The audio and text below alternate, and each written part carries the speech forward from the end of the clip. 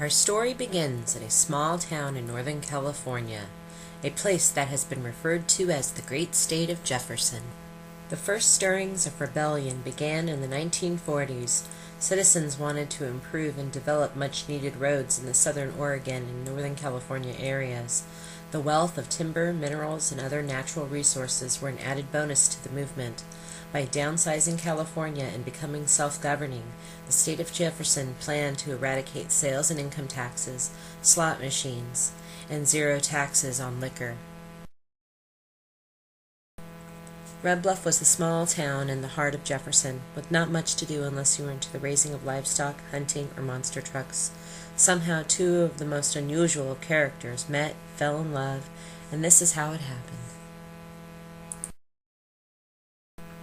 It started with a new Staples opening. The town was so excited to be shopping somewhere instead of Wally World. Rick was a geeky computer punk from San Luis Obispo who worked in the tech center. On the other side of Staples, near the paper aisle, was where Fawn worked, the boot-wearing goth girl usually found to be making copies. They found things in common and ended up friends.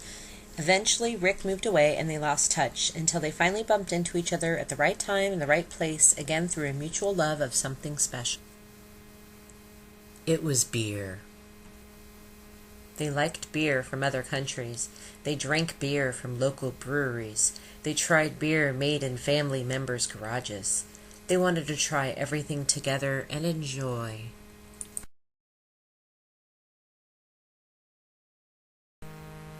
So they did, and they traveled, although not at the same time because that would be dangerous.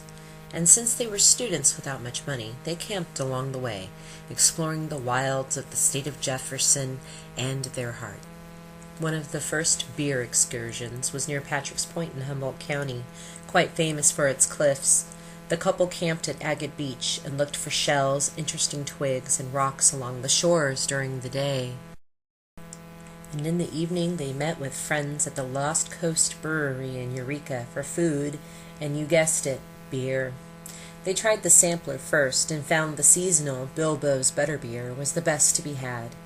The brewery was founded in the 1990s by two women, Barbara Groom, a pharmacist, and Wendy Pound, a family counselor. Inspired by the beers of Wales and England, the Lost Coast brand is most famous for its ales Downtown Brown and Great White. Sometimes the two would simply BYOB and take along a mix of refreshing brews to enjoy in the comfort of a fire in the woods while roasting marshmallows and not getting too drunk. A more peaceful trip took the couple to nearby Mount Shasta one summer for hiking and fresh air. Famous for the strange mystical cloud formations, alien sightings, and other supernatural phenomenon, the area is a pilgrimage for many searchers and seekers from every walk of life. There are sacred sites dotting the landscape for both native people and the New Agers who have reclaimed this area.